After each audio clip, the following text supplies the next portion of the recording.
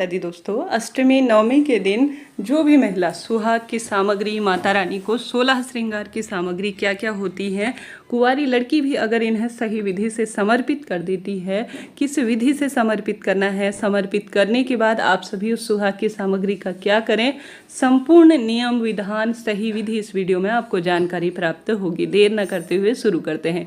Video में आपको बहुत सारी जानकारियाँ नई जो शास्त्र वर्णित है वह बताने का प्रयत्न करूँगी।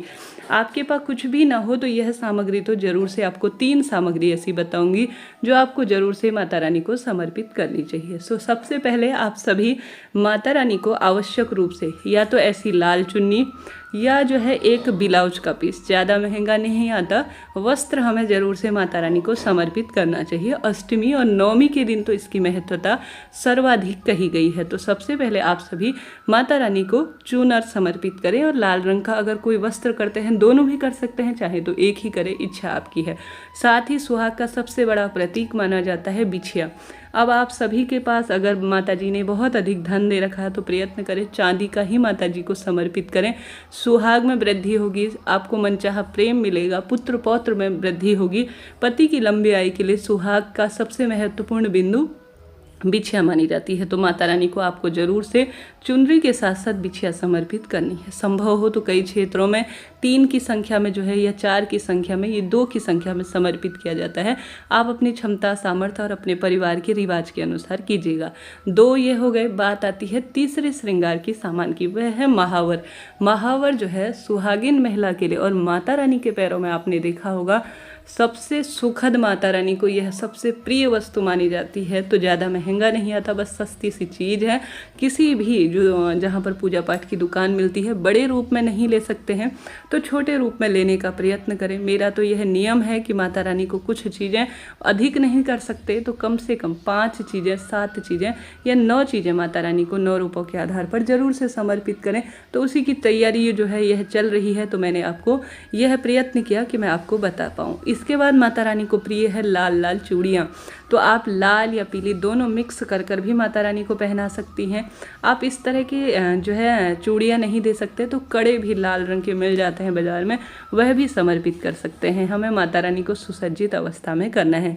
1 दर्जन भी दे सकते हैं, उससे अधिक या कम भी दे सकते हैं। ठीक है, यह हो गई हमारी अगली जो है 16 श्रृंगार की सामग्री में सिंदूर।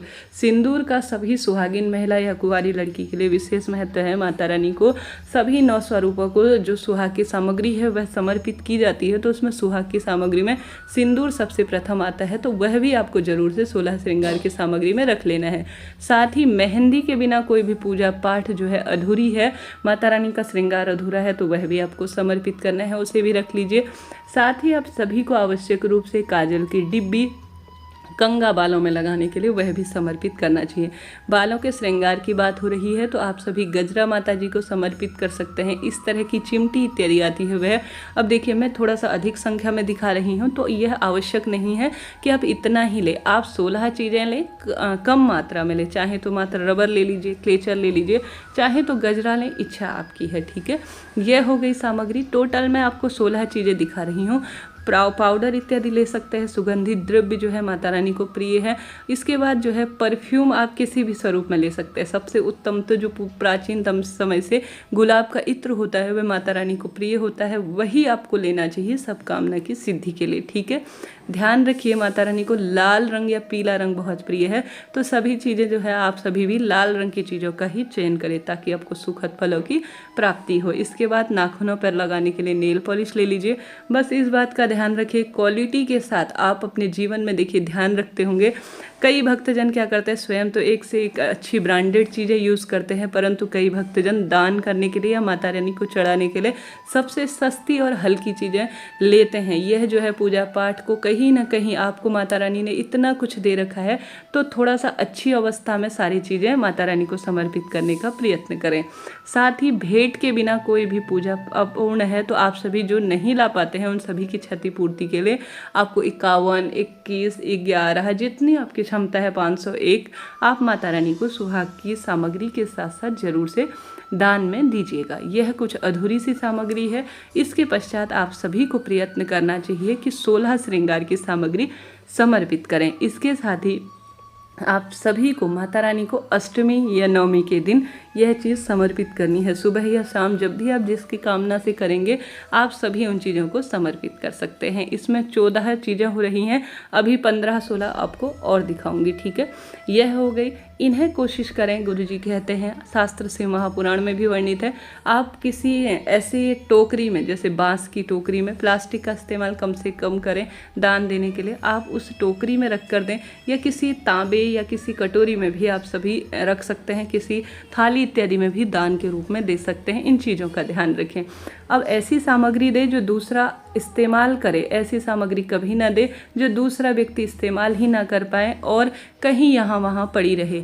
हमेशा माता रानी को आप कोई भी चीज़ दे रहे हैं तो बहुत अच्छी अवस्था में दे, अच्छी क्वालिटी का देने का प्रयत्न करें। साथ ही माता रानी को आप जो है एलोवेरा जेल या इस तरह की प्रसाधन सामग्री भी दी जाती है, जिसमें आप कोई भी चीज़ ला सकते हैं, कोई क्रीम ला सकते हैं, अत्यधिक शुभ माना जाता है। ये इनका अपना एक महत्व है। इनसे जो है आपके जीवन में जो रोग चल रहे हैं वह भी कटते हैं। साथ ही अंगूठी आप सोने की, चांदी की जैसी आपके पास है, देने का प्रयत्न करें। कुल मिलाकर हमें 16 चीज़ें माता रानी को समर्पित करनी है।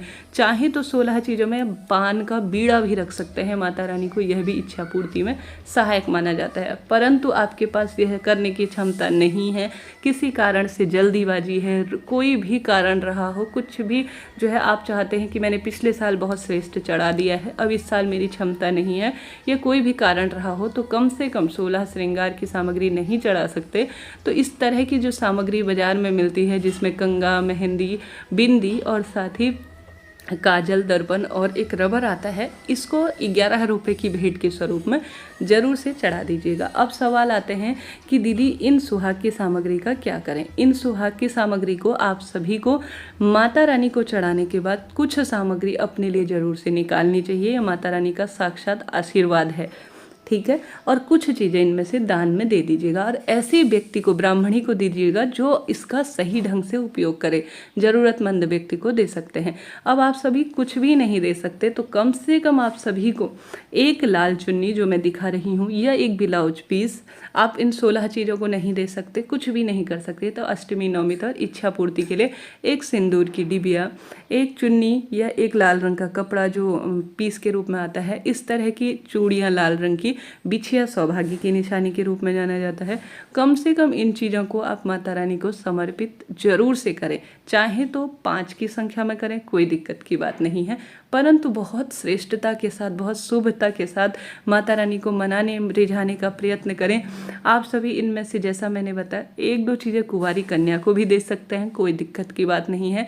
भेंट स्वरूप है, माता रानी के स्वरूप के रूप में है, परंतु अपने पास कुछ चीज़ें जरूर से रखिए जगह। जैसे महावर अपने पास रख लिया, आप आवश्यक रूप से 2 चूड़ियाँ, 2-2, 4-4 चूड़ियाँ, और जो अपने हाथ में लगाने के लिए मेहंदी, कहने का अर्थ है जो प्रमुख सुहाग की सामग्री है वह अपने पास जरूर से रख लीजिएगा। इससे पहले चैनल पर अष्टमी नवमी कब है और उसमें पूजा का शुभ मुहूर्त बताया गया है, कृपया उस वीडियो को भी जरूर से देखिए।